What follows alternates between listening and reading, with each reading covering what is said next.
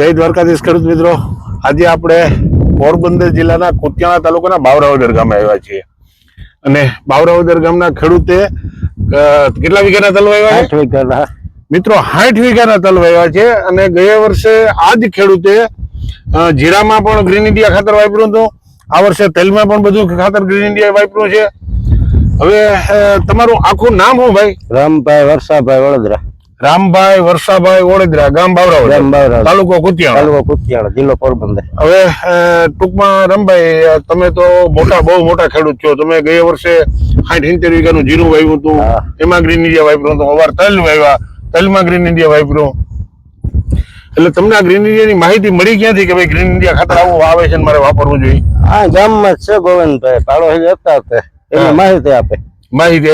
અને વાપરો તમે વાપર્યું તો તમને આમ રિઝલ્ટ કેવું મળ્યું? તમે બીજા રાસાયણિક ખાતર વાપરતા હતા, એમાં શું ફેર લાગ્યો તમને? સારું કરી છે બધા કરતા. મિત્રો, હવે તમે આ બધા તેલ જોઈ લ્યો.